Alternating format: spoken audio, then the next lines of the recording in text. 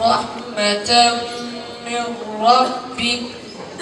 إنه هو السميع العليم رب السماوات والأرض وما بينهما إن كنتم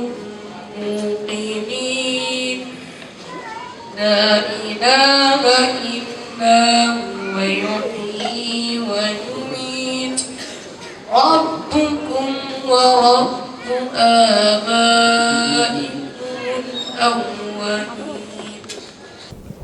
Je disais que le président de l'Organisation de la jeunesse pour la réforme et le développement Tawassoul, qui voulait participer à cette activité sur l'invitation de l'AMS, malheureusement n'a pas pu assister pour des raisons et des contraintes professionnelles. Donc je suis le vice-président, accompagné de Abbas Medeni. Donc, juste pour vous dire que c'est un grand honneur de participer à cette activité. Juste pour dire que c'était un grand honneur de participer à ce camp d'Ara durant les 7 jours avec un programme très très riche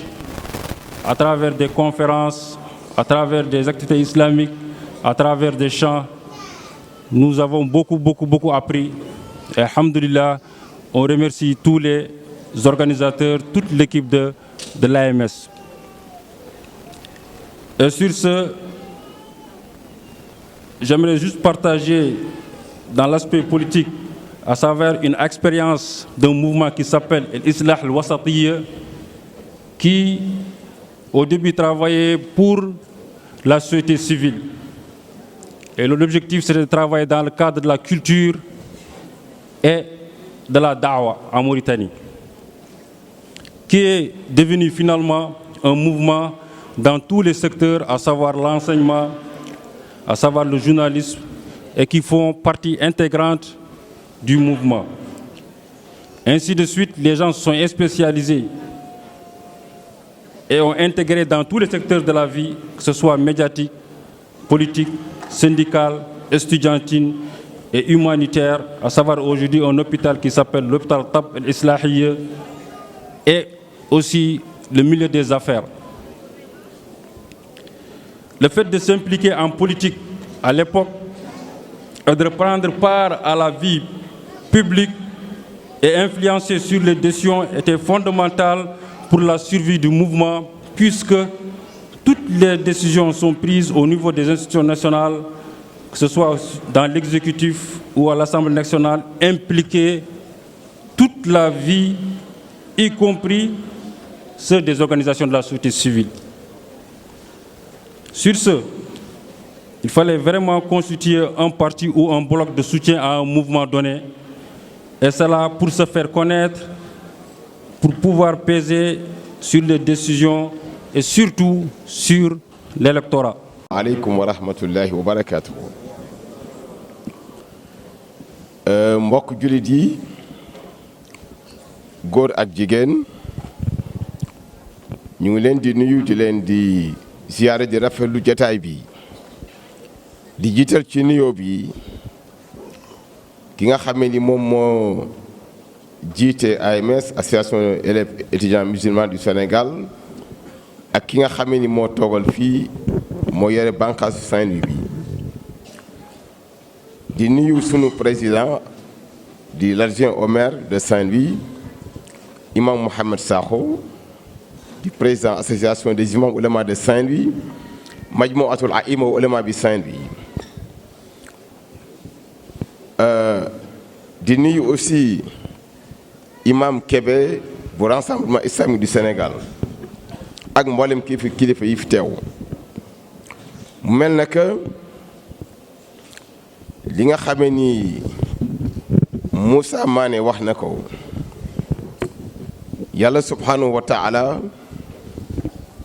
li mu wax suratu Anbiya wa anna haasihi ummatukum ummatan wahida wa ana rabbukum fa'buduni, dafa mel ne ay boobu waa AMS comprendre nañ ko. moo tax jotaay bi tey ñu jël ñi nga xamee ni ay doomu baay lañu ay doomu ndey lañu muy Sénégal muy Mauritanie muy Mali ak yeneen pays yi nga xam ne ñooy les pays limitrophes ñu ñëw fii ci jataay bi ànd ak ñoom liggéey. moo tax bërki démb bi ma xoolee invitation bi ma gis ci ñu cité leen ci ma woo Imam Thiam bi ma ko waxee ma rafetlu ko ndeke la ma xalaatoon ñu ngi ci. effectivement AMS ni ñu taxawee nii bu ñu teggiwul seen tànk ci kanam tuuti réew yi nga xamee ni mooy Afrique occidentale foo dem daa fekk produit AMS moo koy diriger incha allahu taala. ci kanam tuuti bu ngeen teggiwul tànk yéenay gouverner Afrique occidentale ci kàttanu yàlla subhanahu wa taala.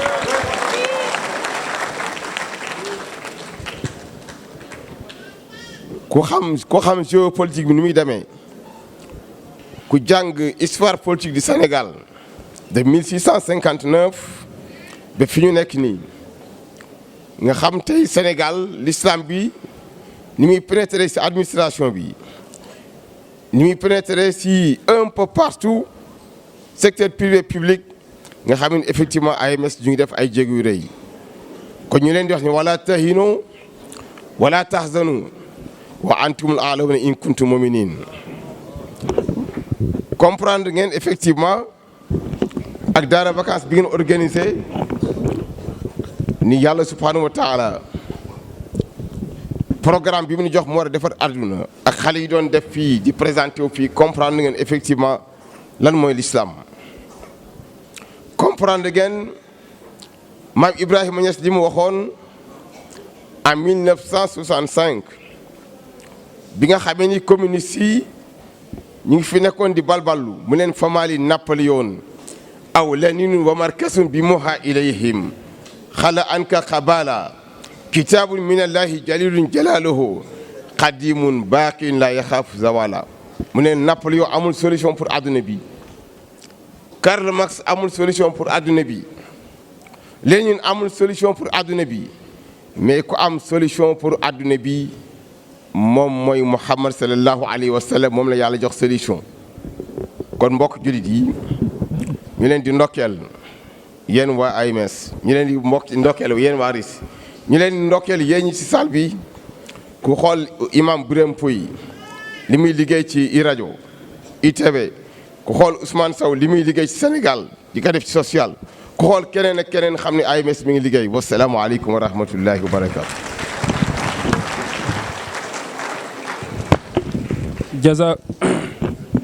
jazakumullah xayran yaa imam, kàddu yi rafet nañ. ñu ngi lay jaajëfal bu baax ci teewaay bi nga teew ci suñu bët. yàgg accompagner section universitaire bu Saint-Louis ci wàllu formation. kooku mooy imam Malick Gaye, moom la ñuy jox kàddu gi. imam Malick. université bi di monsieur le recteur te Hadj Babacar Mboup représenté ko, mais ñu ngi nuyu kilifa jataay bi di Cheikh Makhtar Kébé, sa soppe sa xarit al imam mu ngi lay nuyu bu baax, mu ngi lay topp de très près. yëg na liggéey bi ngay liggéey si région bi, si au niveau national ak sous région bi yëpp, tabarakallahu dinaa si ak si léegi. mi ngi nuyu bu baax itam Cheikh Issa Diédhiou, yéen ñëpp boole seen ñu ngi leen wàcc seen wàccuwaay, di leen dalal si dëkk bii nga xam ne dëkku teraanga la,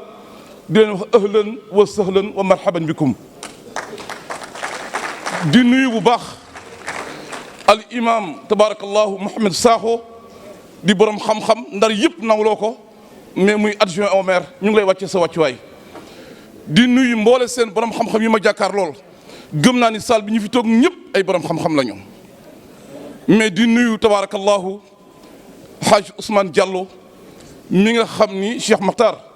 mën naa ni mooy seen ambassadeur fii au niveau de Saint-Louis. sëriñ bi ba mu jotee invitation bi dafa def recherche si seen palmarès, plus de 30 ans yéen a ngi véhiculé. ba mu xoolee ba xool settantal yëg tabaarakallaahu li ngeen taxawee ci këru diine yëpp si esprit de dépassement, esprit de rassembleur, esprit tabaarakallaahu boole ay doomu aadama ak ay julit mu ne yooyu yëpp sax sore na leen doy kii nga xam ni moo leen représenté tey di Ousmane Diallo tey au niveau de Saint-Louis ak ay naataangoom moom dong doyoon na symboliser seen mouvement bi si diineem mais si yaram mais si socialam mais si discrétion am tey borom xam-xam mu ngi leen koy seedeel mu ngi leen liggéey lu rëy si mouvement bi bëggul sax ko tudd turam mais yóbbante la ala kulli xaal dañ ko wax. jataay bi jàpp naa ni niñ ko waroon médiatiser dafa des ndax lii tey réew mi waxuma Ndar réew mi yëpp waroon nañu comprendre sens bi ndax yéen da ngeen di liggéey nouveau type modèle citoyen ñoo xam ni dañuy nekk ay roccum ngeer ñoo xam ni amuñu esprit lakk ay pono amuñu esprit tabaarakallaahu di yàq mais dañu am esprit jàng ak liggéey ak yar ak teggin ak développement donc loolu naw nañ leen si ah tari bi rafet na. ci directeur du FRI mais chaque fois damay am contentement suñu ma yebelee ci cérémonie yu mel nii ndax toujours damay wax ni nit ki fu mu toll ngay jullit war nga wax alhamdulillah ala ni'matil islam l'islam rek mooy lëgg. cérémonie bi tey jii ñun ngeen honoré ñun UGB te loolu maa ngi ñaan télévision yi fi nekk yépp incha allah recteur bi am na mbébét parce que fii dafa am tradition bu fa amoon mooy rentrée solennelle de l'université événement yi tax na amatul woon bu ñuy def rentrée des UFR may ñaan médias yi fi nekk yépp incha allah dinañ leen seet si parce que am nañ fi aussi benn direction marketing dina ñëw jël cassette yi pour que cérémonie boobu bu ñu koy def ñu mën ko diviser nit ñi xam lan mooy l'islam pourquoi mu wax loolu. d'abord balaa ma siy dugg ma représente fii le recteur Ousmane Thiaré empêchement moo tax teewu fii ak son vice-président mais kenn rek bu fi gis naa sax sargal ngeen ko moom rek doy na sax représentante muy madame Dawa bii nekk l'assistante particulière de monsieur le recteur lu tax mu wax moom doy na ni ngeen muuroo nii ngeen yiwee moom depuis mu ñëw ba léegi nii la mel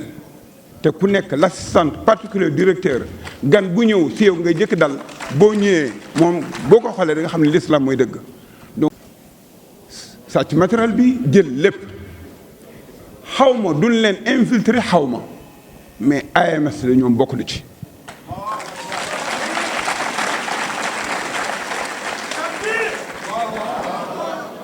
AMS moom 90 à nos jours je suis là bokk na ci may lancé nag benn appel bi nga xam ni parce que aussi c'est comme nos politiciens bu ne nee ñoom politiciens lan rek ba benn diinu du su dugg mais réew mi day gën yàqu AMS nanu dugg ci commission sociale dugg aussi ci coordination bi ku bugg yàq ñu dellu si l'islam bu ko defee grève daa grève sax sa droit la mais doo yàq loolu daal man koy ñaan bureau AMS ñu dugg ci biir coordination bi ak commission sociale loolu dana am solo trop. imam Ngay wax nga ko léegi fii l'islam du julli jàpp rek sketch yi fi am yépp fii tey mais ay jàngat la d'abord gis naa l'environnement sax booy ñi fi doon def sketch léegi dugg nañ ci naan kii ba mu jeex nga sànni xale yi jàngal noonu mën nga ci def leneen d'autres choses xuloo yi ci biir kër gi def nañ ko fi léegi sketch dara mënuñ ci génn nag lu dul l'islam te loolu la AMS di doxal ajjuma boo ñëwee fii sunu jumaa bi lang bu ne dinañ ko jàngale mais yemuñu ci de bu weer koor ñëwee man gis naa ba tey ñoo xam ne ba ñu ñëw fii ay pantalon ay jupe mais ban fiy génn muuree lañ fi génn te AMS moo ko def. gis naa ñi nga xam ne ba ñuy ñëw fii seen diine xamuñu ci dara mais ba ñuy génn macha allah te AMS moo ko si def. ñi nag bu leen réeroo nit fii ñu nekk nii on est infiltré agent secret yëpp ngi fii parce que ku yëkkati diine lu ñuy def ne diine moom dafa yàq rek wala diine day indi pour coup d'état mais agent secret yi fi ñu ne maa ngi leen di ñaan noonu rapporté lu ñu fi gis mooy diine day defar mais du yàq.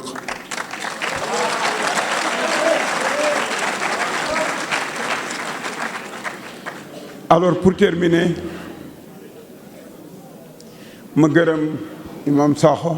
suma frère wax nga ko léegi gay yitteem yëpp mooy luy développer l'islam jeeju maa ngi lay gërëm Kébé على الشجرة ولكن العقل تحتها يعني تحت الشجرة وأشكر الجمعية وعلى رأسها الأستاذ جيجو ولكني لا أنسى أيضا رئيس الجامعة مدينة سان-لوي موجود الذي يمثله سيد مبوب ولا أنسى الأستاذ المعروف المشهور كبي بارك الله فيكم وأشكر أيضا الذين يمثلون الشيوخ الذين يسكنون في سان-لوي أو ما حولها. على كل حال العمدة سيد أحمد منصور فاي هو مسرور جدا في هذه المناسبة وفي جمعيتكم هذه لما كنتم تقومون في الخدمة الإسلامية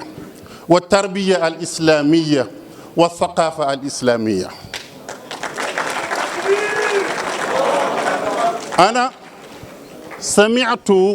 البعض منكم يقولون سيد مبوب xale yi nga xam ne ci mbooloo mi lañ bokk duñu yàq naam sahih li annahum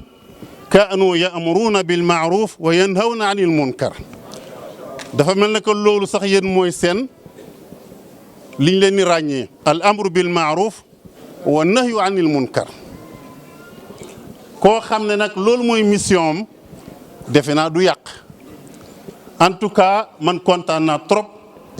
bi ma ñëwee li tax ma gën kontaan nag ci turu Amadou Mansour Faye bi nga xam ne mooy maire Saint-Louis nee naa leen jëmm ji teewul waaye xel mi. sant yàlla bu baax mi nu defal tawfiix bennu am jotaay bu mel nii ji naan ko mu nangul ñu defal ñu ci barke di nuyu kilifa yi fi teew yépp di ci tàmbale imam Sakho mi nga xam ni moo fi toogal meeru dëkk bi sunu mbokk Aboubacar Mbuub mi nga xam ni moo fi teewal kilifa université bi sunu àndandoo président Issa Diédhiou mi nga xam ne moo jiite kuréelu AMS bokk yi nga xam ni ñoo fekk ci daje bi te jóge ci dëkk yi nekk ci sunu wet Mauritanie ak Guinée di nuyu mbokku rassemblement islamique responsable yu bari mobilisé nañu ci weekend bi ñëw bokk ci camp bi di nuyu boroom xam-xam yi ak imam yi ak sëriñ yi nga xam ni ñoo nekk ci dëkku lislaam bu mag bi di Ndar bu nu ñëwee ngir daje fii ci turu lislaam duñu tumuranke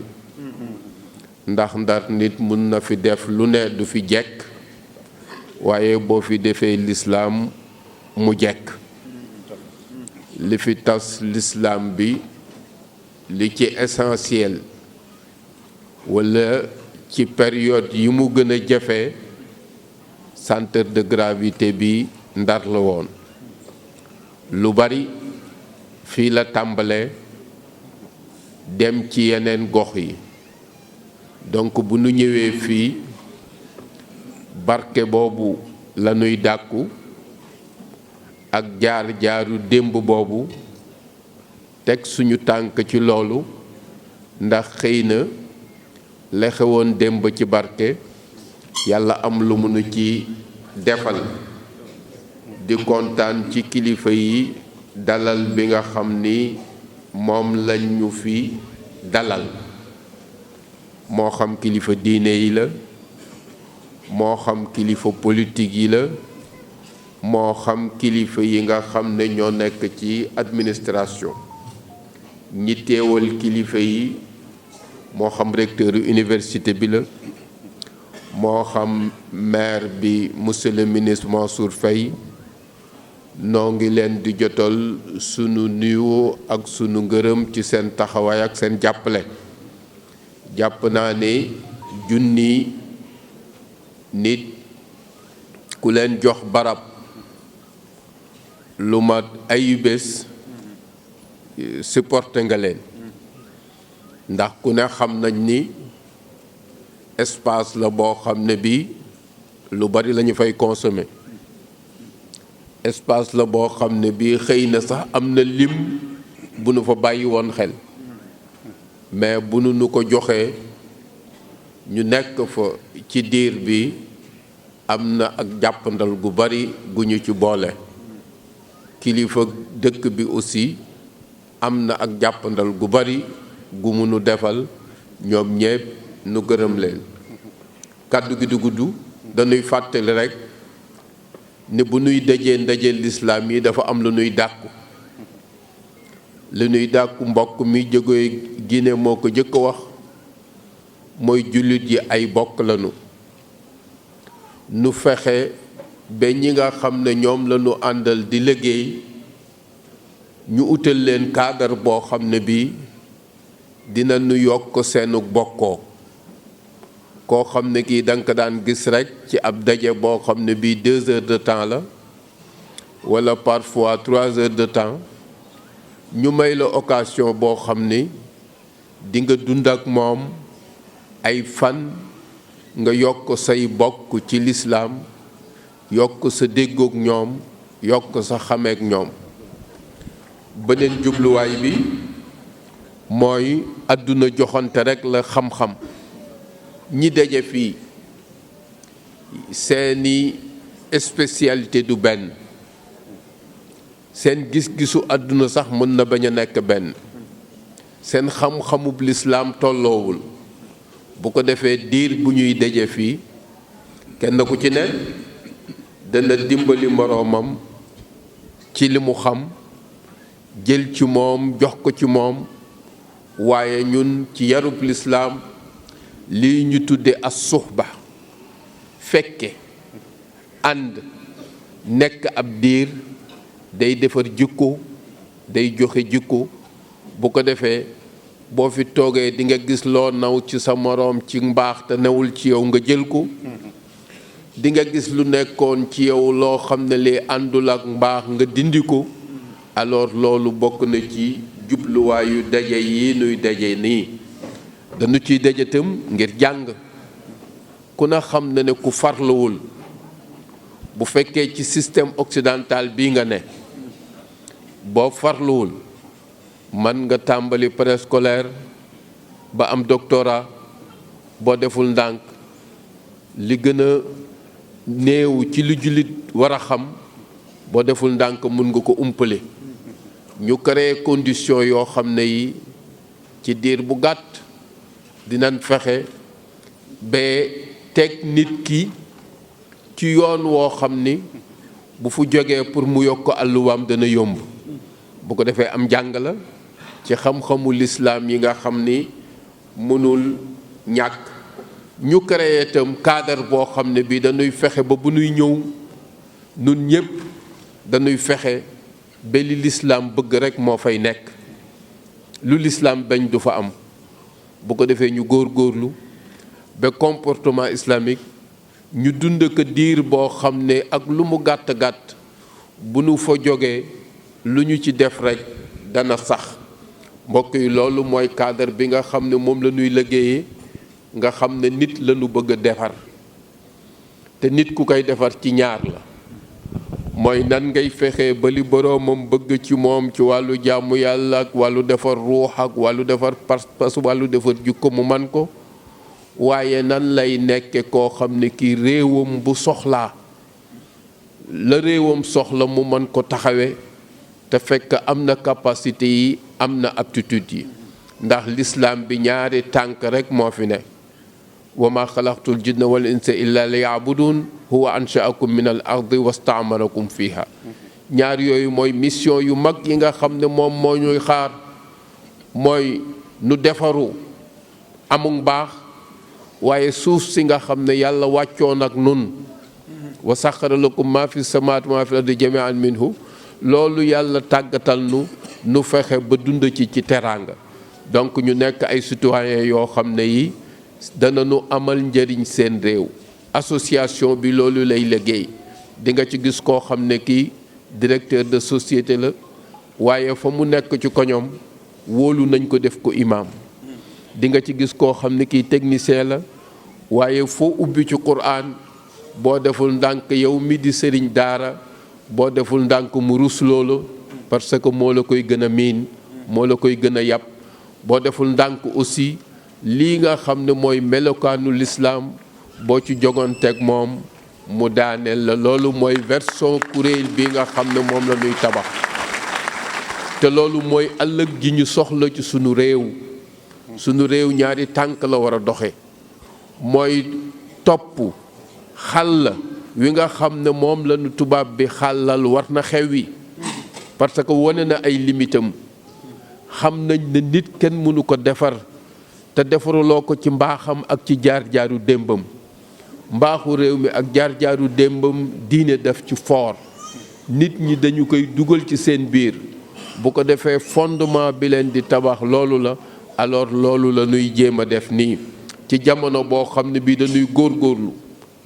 ngir école ñu delloowaat ko gëddëm moo tax ñun li ñuy woote yépp mooy nan la ñuy fexe ba ñuy jàng ci nun bokk ci ñi gën a xereñ jàpp naa ne li ñu fi joxe tey ci ay prix ci ñi nga xam ne wane nañu seen xereñ te seen jàng alors loolu bu ko ñépp defee kuréel yëpp def ko dana tax ñu delloowaat gëdd école delloowaat gëdd jàng amul benn société bu nu mën a defar man ko taxawal fekk ñoo ngi safantal barabu jàngu yi ñoo ngi safantal jàngkat yi ñoo ngi safantal ñiy jàng ñoo ngi safantal sax même suñu tër ci wàllu jàng ak jàngale nan la ñuy fexe ba jàng ak jàngale nekkaat suñuy priorité ci suñuy tëru réew ñu xam ne foofu rekk la nit ñi di jaar ngir lu ñu bëgg ci àdduna ñu am ko moo tax ñuy insister ci ñu nuy àndal kenn ku ci ne na nga fexe baloo man ngir génne ci kaw ci jàng mi ñu def ko beneen bi mooy ndong ci àdduna boo xam ne bi président Issa wax na ko bokk na ci tër yi nu tër ci àdduna bi nu jëm mooy na nuy fexe ba ak mbaax nu xeex ko donc muy enjeu bu rëy ci kuréel yi ak ci famille yi ak ci école yi nan la ñuy fexe ba protéger sunu njaboot ba nga xam ne politique boobu nga xam ne dafa ànd ak ay moyens yu mag ay jumtuwaayu jamono làmmeñ yu ñu dégg nan la ñuy fexe ba sunu nit yi ñu armé leen ba nga xam ne dinañu dund jamono te jamono du leen këf alors loolu mooy yi nuy def nii nga xam ne concept yu mag yépp dinañu fexe ba mu leer ci boppu nit ñi tendance yi àdduna jëm dinañ fexe aussi ba mu leer ci nit ñi sunuy nit dinañu dund seen àdduna duñu complexé mais dinañu téye seen diine téyin wi nga xam ne mooy téyin wi gën a dëgër dañu bëgg aussi fexe ba citoyenneté nu delloo seku nit nan lay taxawee ci réewam amal ko njariñ fonk kilifteefu réewam du dàq critique du dàq joxe opinion mais toujours ci cadre boo xam ne bi cadre bu normal la nan la ñuy fexee ba delloo ce débat boo xam ne bii débat bu am njariñ la nan la ñuy fexee ba sunu réew ñu mujj rek ñiy wax sofaan la ñuy déglu loolu war nañu fexe ba wëlbatikoo ba ñii nga xam ne am nañu ay proposition alternative am cadre yoo xam ne ay cadre échange la ñu vulgariser li ñuy def ba nit ñi xam ni naam bu fekkee am na fi ñoo fi nekk moom seen bopp lu leen neex wax waaye am na groupe yu bari yu fi nekk boo xam ne bii groupe yi la lool. Chers frères et sœurs des structures invitées du Sénégal et d'ailleurs, chers membres et sympathisants, distingués invités en vos rangs, grades et qualités, je vous salue de la meilleure des manières en vous disant Assalamu alaikum wa rahmatullahi wa barakatuh. En cet instant mémorable dans la vie de notre très chère association, je rends grâce à Allah de nous avoir permis de tenir encore une fois un camp d'ara. Le report en 2021 de cette activité d'une haute dimension spirituelle et intellectuelle qui était tributaire des mesures de restriction liées à la Covid-19 a occasionné un essoufflement de la fibre militante de bien des membres. L'édition de cette année, ainsi que les annonces sûres qu'elle constitue dans le processus de fortification de l'ardeur de chacun d'entre nous, est d'une nécessité sans conteste. Elle permet de raviver la flamme d'un engagement dont une longue léthargie a contribué à rendre moins vive. Les enseignements reçus tout au long de notre séjour dans cette belle région de Saint-Louis, qui nous a fraternellement ouvert les bras, restent à n'en plus douter une richesse à fortifier. Chers frères et sœurs en la foi, le camp d'ara est un moment d'harmonisation des acceptions que nous pouvons avoir par rapport aux orientations, aux objectifs et à la mission de l'AMS. Outre qu'il soit un cadre de consolidation des acquis, il dote en effet chaque membre d'une compréhension qui apparaît sous les mêmes traits au sein de toute la base de l'AMS. C'est là le gaz d'une meilleure interconnexion dans le déroulement de notre plan d'action entre les différents démembrements de notre structure. Chers frères et sœurs en la foi, honorables invités, aujourd'hui, nous vivons dans un monde particulièrement marqué par une crise idéologique avec l'avènement d'un nouvel ordre mondial qui promeut une économie sans fondements éthiques, un libertinage sexuel, un renouveau culturel dépouillé de toute substance religieuse. Ce basculement abject qu'est le passage d'un mode d'organisation saine à des pratiques inspirées des forces du mal étant des tentacules qui n'épargnent aucun groupe social. Les mœurs sont violemment et durablement victimes. Cette dépravation des mœurs s'accentue avec l'avènement des réseaux sociaux. Au lieu de n'être qu'un moyen d'accroître la culture générale et d'ouvrir à plus de perspectives pour la formation personnelle, Internet restreint le temps qu'il faut consacrer à la prière et à la méditation. Pire, les internautes, dont les acteurs du travail islamique, y donnent libre cours à toutes sortes de négligences, à savoir l'exposition de la vie privée et la promotion par des textes ou des vidéos de pratiques non conciliables avec les exigences du militantisme islamique. Au-delà de la distance qu'il crée entre des individus pourtant présents sur un même lieu, les réseaux sociaux favorisent un effritement des liens affectifs dont les effets nocifs vont crescendo. Chers frères et sœurs en l'islam, j'en appelle à votre sens de la responsabilité pour une utilisation rationnelle des réseaux sociaux qui doivent être au service du militant et non une laisse par laquelle les tentations les conduisent vers toutes sortes de dérives. Chers frères et sœurs en l'islam, face à ce péril auquel des individus ont prêté le flanc par la déconsidération ou l'abandon de la religion, il est de la responsabilité de l'AMS d'œuvrer pour un réveil des consciences et un retour aux valeurs sociales, religieuses et humaines saines. La jeunesse actuelle sénégalaise, toujours en quête de repères, doit être la cible principale de cette épuration des mœurs. Et pour ce faire, il faut, d'une part, l'enracinement culturel et identitaire, la conscience citoyenne et l'attachement aux valeurs. Pour une refondation du système social d'un Sénégal en mutation, notre projet doit se fonder sur une éducation basée sur l'héritage historique et les valeurs religieuses de toutes les couches de la nation sénégalaise. Notre système social mérite d'être repensé, refondé. Si nous voulons éviter à notre jeunesse de continuer d'être à la merci de tout vent idéologique venu d'ailleurs, d'où toute la pertinence du thème général du Kandara, par lequel on comprend que l'AMS doit constituer une force de proposition pour une refondation des valeurs islamiques, l'engagement citoyen et la préservation du patrimoine culturel. Juste marteler avec force et vigueur qu'il faut rebâtir une société d'honneur, de valeur et de travail. La refondation de notre société est plus qu'une nécessité. D'autre part, un retour aux fondamentaux du travail islamique, à savoir l'engagement sans faille, accompagné par une bonne compréhension et des actions dans la discipline de groupe pour un meilleur ancrage des orientations de l'AMS. Cette démarche devrait nous permettre de concrétiser la vision de la structure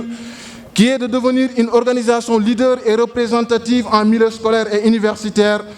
d'où le sens de l'invite faite par l'imam Mohamed Diouf dans son sermon prononcé le vendredi à l'occasion du Kandara. Je le cite: « Chers militants, vous avez ainsi une mission fondamentale dans la lutte contre les crises des valeurs. Il faut diriger nos efforts plus sur l'orientation des jeunes, la promotion des bonnes valeurs en favorisant la compréhension et la pratique de l'islam. Alors notre rôle premier est de leur montrer la bonne voie à suivre. Et dans le Coran, Allah dit dans la sourate 13, verset 11, « En vérité, Allah ne modifie point l'état d'un peuple tant que les individus qui le composent ne modifient pas ce qui est en eux-mêmes. Toutefois, ce travail de réforme doit commencer par soi-même avant de pouvoir être dirigé vers les autres. » Fin de citation. De par leur attachement solide au Coran et à la Sunna, ces solutions susmentionnées sont une invite à plus d'engagement dans la recherche du savoir. Et à Imam d'ajouter, l'islam a dédié presque l'essentiel de ses enseignements à la promotion des bonnes valeurs, à la préservation de l'intégrité humaine et surtout à la protection des mœurs. D'ailleurs, c'est l'un des traits essentiels qui fait encore montre de la globalité de notre religion, car prenant en compte beaucoup de questions, notamment celles sociétales. Fin de citation. Chers frères et sœurs en la foi, armons-nous de savoir et d'engagement pour que nos actions ne soient pas influencées par les dérives idéologiques de notre temps. Il nous est loisible de parler de ce sacerdoce, mais il nous incombe de faire beaucoup plus d'efforts pour qu'il en résulte des efforts salutaires. Mobilisons-nous pour la compréhension et la pratique de l'islam partout et surtout dans nos écoles et universités. Mobilisons-nous pour une société sénégalaise des valeurs. Mobilisons-nous pour une AMS forte et leader. Permettez-moi enfin, chers invités, chers membres et sympathisants, que j'adresse des mots de remerciement à l'endroit du comité préparatoire du Kandara pour les efforts énormes consentis, au Rassemblement islamique du Sénégal pour son accompagnement fort précieux dans la préparation et le déroulement de cet important événement, et à toutes les délégations venues de localités diverses pour honorer de leur fraternelle présence. Qu'Allah, le Tout-Puissant, vous rétribue grandement. Merci de votre aimable attention. Vive l'AMS.